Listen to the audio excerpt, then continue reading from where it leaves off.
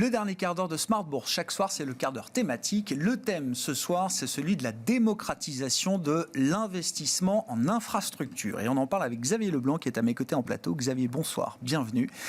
Directeur de gestion, innovation et gestion privée chez Swen Capital Partners, avec justement une nouveauté, en tout cas une innovation qui permet de faire accéder à des fonds d'infrastructure une nouvelle type de clientèle, donc la clientèle de gestion privée en l'occurrence. Vous allez nous expliquer tout ça, Xavier, mais juste...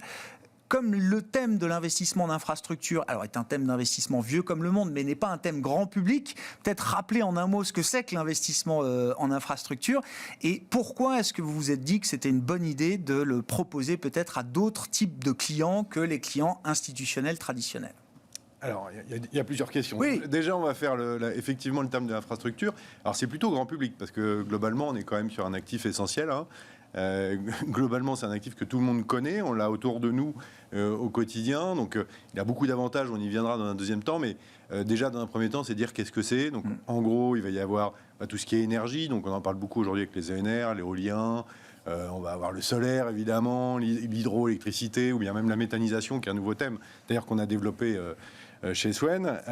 Donc, voilà, le thème énergétique très bien identifié, on le connaît tous. Les transports, le rail, les transports urbains, tout ce qui va être route, évidemment, les autoroutes à péage, on y reviendra également. Oui. Petit point important, vous allez avoir également tout ce qui est social, donc les maisons de retraite, les hôpitaux, éventuellement les tribunaux, les prisons, donc on est très large. Et puis la grande thématique qui a été la thématique du Covid, c'est tout ce qui est digitalisation, donc les tours télécom, évidemment la fibre optique. Qu'est-ce qu'on ferait sans fibre optique, hein, on s'en est bien rendu compte.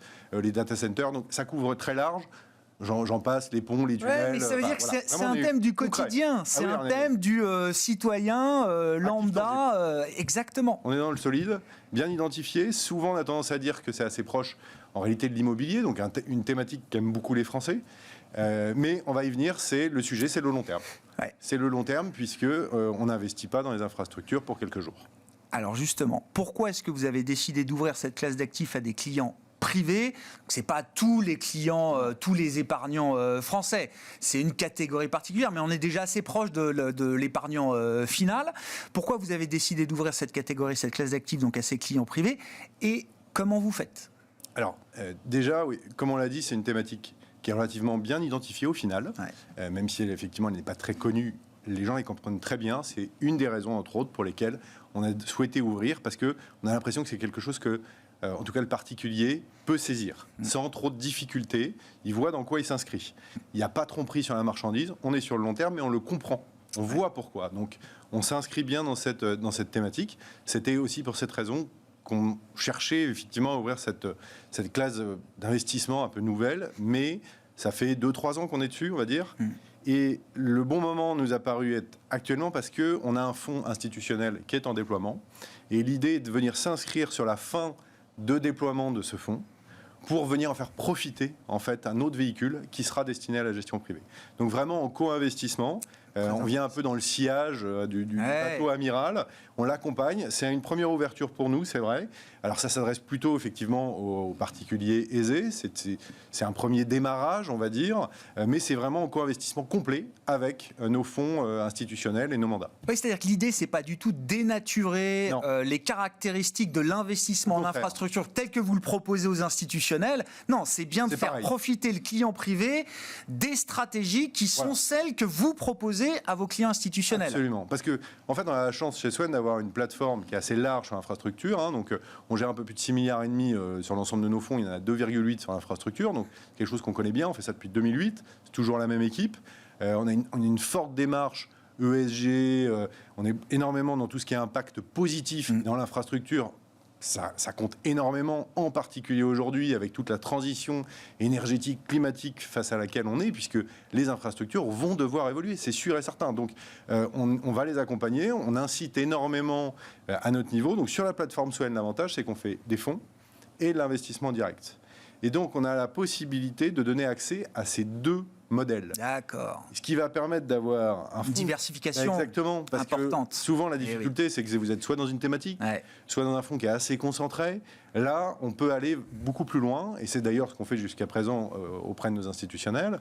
Et donc, chercher à faire un fonds, il va y avoir une trentaine d'actifs, peut-être 40 actifs sous-jacents, quelque chose de très diversifié. Donc, même si ce n'est pas une garantie absolue, ça permet quand même d'avoir... Mais ça rassure. Oui, oui. Voilà. Non, mais l'élément de diversification, ça j'entends, c'est quelque chose qui parle aux clients privés. Comment est-ce que vous enjambez l'autre problème, on va dire, de l'investissement en infrastructure, vous en avez dit un mot, c'est la question de l'horizon de temps. Et la question, alors, à travers l'horizon de temps, de l'illiquidité de cet investissement pour le client privé. Alors, on garde, entre guillemets, le désavantage ou l'avantage.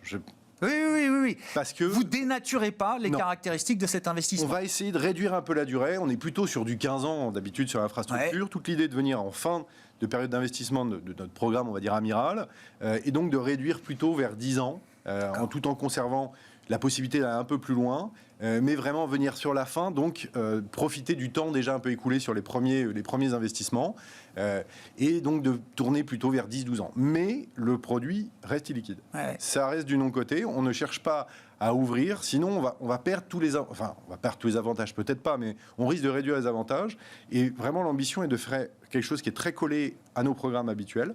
Comme ça, on ne change pas, on a les mêmes règles, et il n'y a pas justement...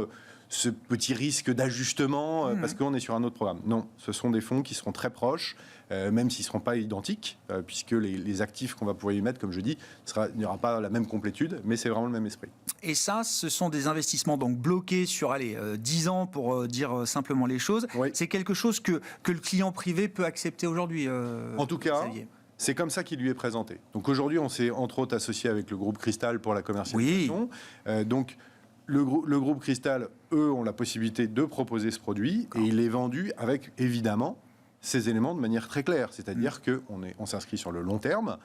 Les retours de capitaux vont se faire probablement avant les 10 ans. Tout n'est pas bloqué pendant 10 ans. Mais on sait dès le départ qu'on est face à ce type d'investissement. Mais ça s'inscrit très bien dans un programme de diversification pour prévoir une retraite. Aujourd'hui, quelque chose qui paraît en tout cas assez solide. On est sur des actifs tangibles. Comme je le disais, ils sont bien identifiés. Beaucoup de barrières à l'entrée. Très bonne résilience à l'inflation, en tout cas historiquement. Dans tous les contrats, c'est prévu. On a un cadre de long terme, donc on est inscrit dans le même temps. En tout cas, on a l'impression que c'est bien identifié. Vous êtes bien aligné, on sait où on va avec. Bon, après, encore une fois, évidemment, c'était un produit magique, mais on voit bien que sur les 20 dernières années, parce que c'est une classe d'actifs qui est encore récente, on a eu des résultats qui étaient plutôt très satisfaisants, un très bon couple rendement-risque, et puis c'est extrêmement stable. Quand c'est de la récurrence. On va avoir l'exemple typique, et qui n'est pas parfait effectivement en ce moment, mais enfin, quand on prend l'autoroute, on sait que tous qu'on paye le péage. C'est assez limpide de ce côté-là. Donc c'est relativement peu impacté par l'environnement du quotidien. On n'est pas du tout dans un investissement boursier. Ça a très bien traversé les crises, aussi bien 2008 que même le Covid. À part probablement tout ce qui est aéroportuaire, évidemment, les aéroports ont souffert. Il y a des infrastructures d'avenir et d'autres qui le sont peut-être moins. Oui, mais même les aéroports ont traversé. Alors évidemment, les valorisations ne sont pas les mêmes, mais ça a traversé la crise de manière relativement correcte. Et donc, si on reste sur les caractéristiques d'un investissement que vous pouvez proposer à des institutionnels, donc l'horizon de temps, ok, même si on peut essayer de jouer un peu dessus, de raccourcir un peu pour le client privé. Et donc, ça veut dire qu'en termes de retour sur investissement, on est dans ce qui se pratique de manière assez standard sur ces fonds d'infrastructure. Tout à fait, on va chercher du 8 à 10% de TRI, donc ce qui est quand même assez élevé, même si historiquement c'est une classe d'actifs, dans certains cas, qui a fait mieux. Maintenant, aujourd'hui, c'est pas la peine non plus de promettre la lune, c'est pas vrai, il faut rester raisonnable. Les valorisations sont relativement élevées. Ces actifs qui, de toute façon, on part avec des prix de départ qui sont déjà élevés. Maintenant, le potentiel, la demande est telle. Rien qu'en fibre optique, on en a encore parlé en Allemagne récemment, manifestement, ils n'étaient pas aussi équipés qu'il fallait. La demande au niveau mondial, on estime que sur les 20 prochaines années, on parle de milliers de milliards nécessaires pour les infrastructures. Donc, le financement est relativement bien identifié. Mais les investissements privés nécessaires à combler tous les manques sont fondamentaux. Et comme on a une dette publique qui est à peu près colossale partout, on passera nécessairement par des financements privés. Ça c'est sûr. Il y a quoi, un exemple un peu d'infrastructure d'avenir là, qui vous paraît prometteur, qui vous intéresse aujourd'hui, Xavier ? Moi, par exemple, à titre personnel, il y a toujours quelque chose qui m'intéresse beaucoup, c'est tout ce qui est réseau de chaleur, par incinération des déchets, parce qu'on voit tout de suite l'impact en fait. Alors je vous entendais parler pas mal des sujets ESG, donc c'est vrai que chez nous il y a beaucoup de sujets de mesure. Par exemple, on utilise l'ANEC, la Net Environmental Contribution, pour mesurer en fait l'impact potentiel des investissements, donc entre autres des infrastructures, pour avoir au moins un point de départ. Mais c'est vrai que quand on parle d'incinération de déchets pour faire de la chaleur, on comprend tout de suite. C'est pareil également avec la méthanisation. On a un impact direct. Maintenant, toutes les infrastructures qui, elles, n'ont pas cet impact direct, comment on les fait évoluer? Et ça nous paraît absolument fondamental, parce qu'au-delà même, de toute façon, bien entendu, d'une empreinte environnementale qui n'est pas suffisante, qui n'est pas bonne, et on souhaite évidemment améliorer ça, mais même financièrement, aujourd'hui, on ne peut plus prendre le risque d'aller dans des infrastructures qui ne vont pas dans ce sens, de toute façon. Donc, et tout le risque, justement, climatique et de transition, il faut qu'on l'accompagne, et les infrastructures sont quasiment...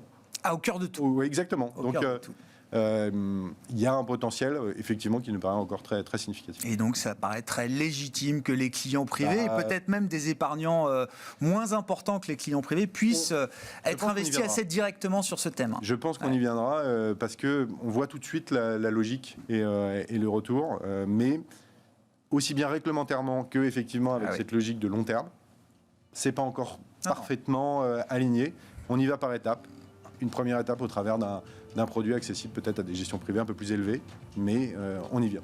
Merci beaucoup Xavier. Merci d'être venu nous parler de l'infrastructure, l'investissement en infrastructure et la démocratisation de ce fonds d'infrastructure donc, que vous avez lancé à destination de la gestion privée chez Swen Capital. Xavier Leblanc qui est avec nous, directeur de la gestion, innovation et gestion privée de Swen Capital Partners. Voilà pour cette émission Smart Bourse ce soir. On se retrouve demain en direct à 12h30 sur Bismart.